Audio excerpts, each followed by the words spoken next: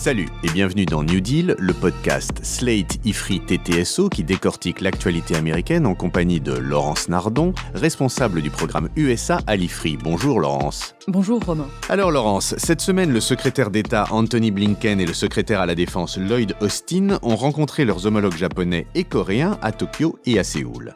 Ce jeudi 18 mars, Blinken et Jake Sullivan, le conseiller pour la sécurité nationale, s'entretiennent avec des officiels chinois, non pas en Chine ni à Washington, mais à Anchorage en Alaska, c'est à mi-chemin entre les deux capitales et ainsi personne ne perd la face. L'administration Biden entre donc dans le vif du sujet chinois. Alors comment aborder les relations avec Pékin après une présidence Trump marquée par une très grande agressivité, c'est le moins qu'on puisse dire? La seule certitude, c'est qu'il y a désormais un consensus très anti-chinois à Washington. L'empire du milieu est considéré comme une puissance nuisible, néfaste, qu'il s'agisse des droits de l'homme, de la compétition technologique et bien sûr du décrochage des classes moyennes et classes ouvrières occidentales, mises à mal par les importations de biens de consommation made in China. Alors Laurence, comment Biden va-t-il se positionner face à Xi Jinping? Eh bien, Biden est dans la continuité de Trump. Il l'a dit à plusieurs reprises, son défi de politique étrangère numéro 1, c'est la Chine.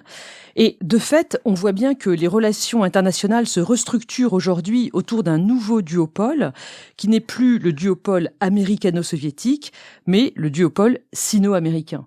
Alors est-ce qu'on peut véritablement parler, comme le font de nombreux commentateurs, d'une nouvelle guerre froide? Oui, c'est la comparaison qu'on fait par facilité, mais les choses sont en réalité bien différentes. D'abord, les deux pays sont très imbriqués d'un point de vue économique, avec énormément d'investissements des deux côtés, et aussi d'un point de vue commercial et financier, ce qui n'était pas du tout le cas avec l'URSS. L'Occident dépend de la Chine, on l'a vu avec l'épidémie de Covid pour les masques et les médicaments. Et si on parle de découplage aujourd'hui, c'est-à-dire de séparation des systèmes économiques, on voit bien que ça va être très difficile.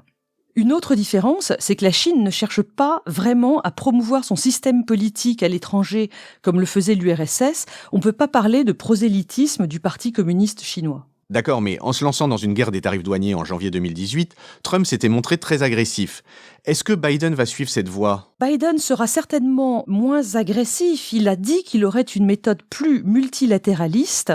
Il veut contrer la Chine avec deux piliers principaux: les valeurs, donc là on va parler de droits de l'homme, et les alliés. Quand on parle d'alliés, ce sont notamment les alliés dans la région avec lesquels Biden veut faire front commun vis-à-vis de la Chine. Cette région, on l'appelle aujourd'hui, c'est un concept très à la mode, l'Indo-Pacifique. D'où le voyage de Blinken et Austin au Japon et en Corée, vous l'avez dit. D'où aussi la visite du Premier ministre japonais Yoshihide Suga à Washington en avril. Il sera le premier chef de gouvernement reçu par Biden à la Maison-Blanche. D'où, enfin, les échanges dans le cadre de la Quad. La Quad, précisons-le, c'est un groupe de discussion qui date des années 2000 entre les États-Unis, le Japon, l'Australie et l'Inde. C'est le groupe Indo-Pacifique. Oui, et Joe Biden a participé vendredi dernier, le 12 mars, à une réunion de cette Quad, c'était sur Zoom, et il était rejoint par les premiers ministres Narendra Modi, Yoshihide Suga et Scott Morrison pour l'Australie. Ce qu'il faut retenir de cette réunion, c'est qu'ils ont lancé un énorme projet de distribution de vaccins dans toute la région du Sud-Est asiatique. Il s'agit de contrecarrer la diplomatie des vaccins menée par la Chine. Ce qui a été arrêté lors de cette réunion, c'est que les vaccins seront financés par le Japon et les États-Unis. Ils seront fabriqués en Inde et distribués par l'Australie. Ok, donc on a bien compris que les tensions entre les États-Unis et la Chine allaient perdurer, mais est-ce qu'elles peuvent donner lieu, dans les années à venir, à un véritable affrontement? Pour être plus clair encore, est-ce qu'on peut craindre un conflit ouvert, voire une guerre? Alors ça, c'est la thèse d'un politiste américain qui s'appelle Graham Allison. Il a écrit, il y a quelques années, en 2017, Le piège de Thucydide, où il explique que dans l'histoire, lorsqu'une grande puissance est remplacée par une autre, ça se fait généralement avec un conflit armé important entre les deux. Donc il y a des contre-exemples, évidemment. Lorsque les États-Unis ont remplacé la Grande-Bretagne, il n'y a pas eu de guerre. Mais de fait, aux États-Unis, il y a un débat sur l'attitude à avoir vis-à-vis de la Chine, un débat stratégique ancien et même très ancien. Vous nous faites un petit rappel historique, Laurence ? Oui, alors on va remonter jusqu'au 19e siècle pour dire que les États-Unis n'ont jamais été une puissance coloniale comme les pays européens et qu'en Chine, la présence américaine à l'époque, c'est une présence uniquement commerciale et aussi religieuse avec l'envoi de missionnaires protestants. Et là-dessus, Romain, je vous renvoie à vos lectures adolescentes. Vous avez dû lire du Pearl Buck, cette écrivain américaine, prix Nobel de littérature en 1938. Eh bien, elle a été élevée en Chine, elle a écrit beaucoup de romans sur la Chine, Vent d'Est, Vent d'Ouest, La mer, Terre chinoise aussi. Ses parents étaient des missionnaires presbytériens. Bon, je ferme cette parenthèse culturelle. Après 1949, les États-Unis n'avaient pas de relation avec la Chine communiste. Leur relation était uniquement avec la République de Chine établie à Taïwan. Et il a fallu attendre les années 1970 avec la réelle politique engagée par Kissinger pour que des relations diplomatiques avec Pékin soient établies. Ça a été fait en 1979. On était alors sous Jimmy Carter. Et ce débat stratégique, comment il se poursuit maintenant ? Dans les années 90, il y avait vraiment un débat extrêmement important à Washington sur l'attitude à avoir vis-à-vis de la Chine. Il y avait d'une part les partisans d'une ligne méfiante, la Chine restait quand même un pays communiste, et de l'autre côté, les partisans d'une main tendue. Pour ces derniers, attirer la Chine dans le commerce international, eh bien, c'était la possibilité d'en faire un partenaire normalisé. Ça, c'était l'idée de l'os politique déployée par Bonn vis-à-vis de l'Allemagne de l'Est dans les années 70. Oui, exactement. L'idée, c'était qu'en s'engageant dans le commerce international, la Chine allait pouvoir devenir donc un acteur normal des relations internationales. Là, on était dans la ligne des réalistes, comme Kissinger. Mais surtout, une Chine devenue acteur du commerce international allait certainement être amenée à se démocratiser sous la pression de ces nouvelles classes moyennes enrichies par le commerce avec l'Ouest. Et ça, évidemment, c'était la ligne des optimistes et des idéalistes. Ces deux courants l'ont emporté et la Chine est rentrée dans l'OMC, l'Organisation mondiale du commerce, en 2001. Le moins qu'on puisse dire, c'est qu'on a tous vu l'effet non négligeable, et c'est un euphémisme produit, puisque la puissance chinoise en matière économique a explosé. On note même que depuis 2014, la Chine a dépassé les États-Unis en termes de PIB en parité de pouvoir d'achat. Et néanmoins, cette explosion économique de la Chine n'a pas donné les résultats espérés, puisqu'on voit d'une part que la Chine est devenue une puissance expansionniste et que d'autre part, la démocratisation n'a pas du tout eu lieu. Alors je les prends un par un. Sur l'expansionnisme chinois, eh bien, il est d'abord culturel, avec la multiplication des instituts Confucius dans le monde entier. Il est aussi territorial, avec la création d'îlots artificiels autour de récifs en mer de Chine du Sud pour pouvoir réclamer la zone maritime autour. On a vu aussi ces dernières années les prétentions de plus en plus agressives de la Chine sur Taïwan et sur Hong Kong. Mais cet expansionnisme chinois est aussi mondial, avec le grand projet des routes de la soie. Rapidement, c'est un projet qui a été lancé en 2013 et qui vise à réorganiser des routes à la fois maritimes et terrestres pour commercer plus facilement de la Chine jusqu'à l'Europe. Et ça amène la Chine à construire des ports, des routes et 1000 autres infrastructures. Et à prendre des intérêts dans des pays étrangers. Absolument. Ok, donc ça c'est pour l'expansionnisme, mais l'autre espoir, c'était celui de la démocratisation. Et sur ce plan-là, qu'est-ce qui s'est passé ? On avait eu la révolution culturelle dans les années 60 et 70 qui a fait des millions de morts. On a eu le massacre de Tiananmen en 1989. Et en 2013, l'arrivée au pouvoir de Xi Jinping met à nouveau un terme aux espoirs de démocratisation. Xi Jinping est désormais président à vie. Anthony Blinken a employé le terme de génocide pour les Ouïghours, mais pour la population Han, qui est donc l'essentiel de la population chinoise, les libertés publiques n'existent pas. Alors ces dernières semaines, l'historienne Annette Wieworka a sorti un livre qui s'appelle « Mes années chinoises » et dans lequel elle raconte les 2 ans qu'elle a passés en Chine entre 74 et 76 en pleine révolution culturelle.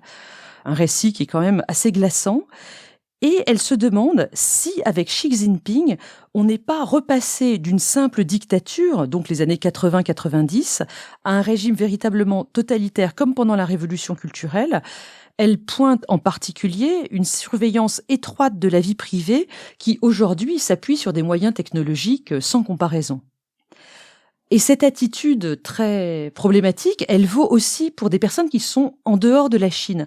Je connais un certain nombre de collègues chercheurs sur la Chine, par exemple Alice Ekman, qui était à l'IFRI avant, Valérie Niquet et Antoine Bondas, qui sont à la FRS, la Fondation pour la recherche stratégique. Eh bien, ils sont régulièrement attaqués sur les réseaux sociaux pour leurs analyses par des trolls qui sont en lien avec l'ambassade de Chine à Paris. L'ambassade de Chine qui elle-même se comporte comme le premier des trolls pro-chinois. Ce qui est important pour finir sur ce sujet, c'est que toute cette attitude est désormais revendiquée par la Chine au nom des valeurs chinoises, et notamment ce qu'ils appellent les droits de l'homme à la chinoise, qui privilégient la stabilité, la sécurité et la souveraineté des États au détriment de la séparation des pouvoirs, et qui soulignent aussi l'importance du collectif par rapport aux droits des individus. Bon, on est bien loin de la démocratisation qu'on avait espérée en faisant rentrer la Chine dans le concert des nations, comme on dit.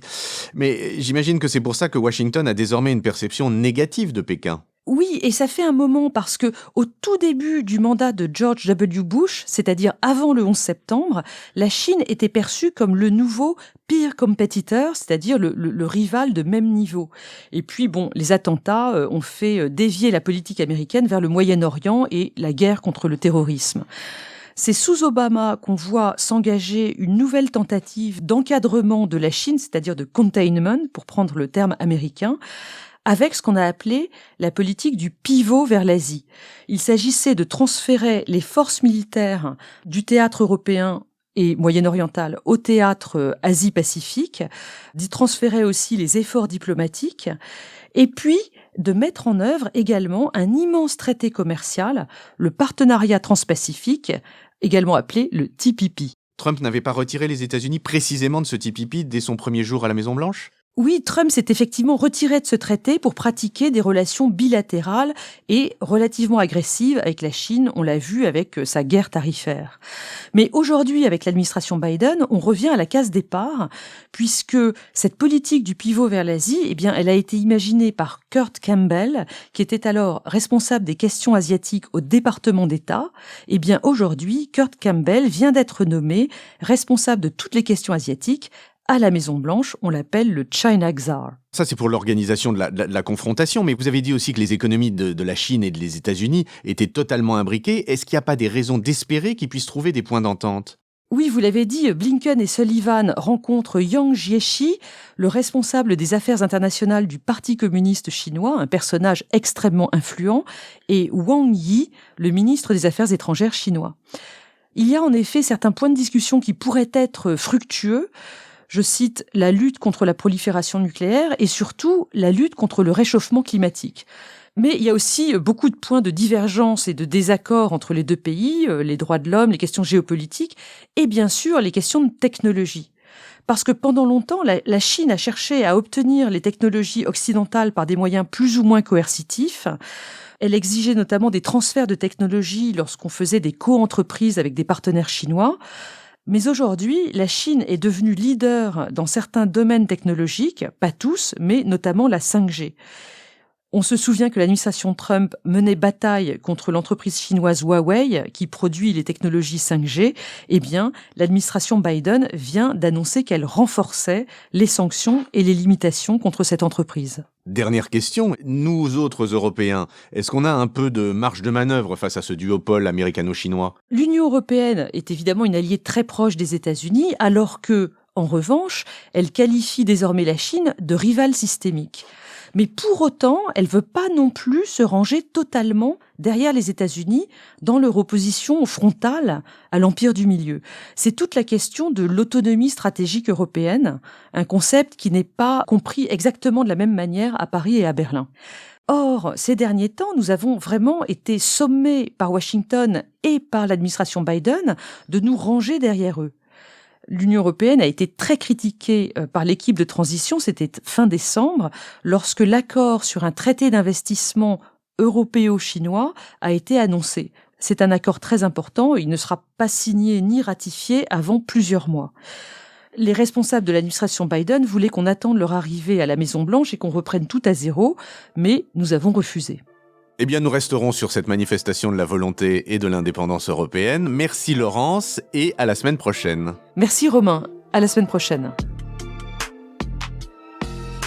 Retrouvez New Deal chaque semaine sur Slate, TTSO, Lifree et sur vos plateformes de podcast préférées.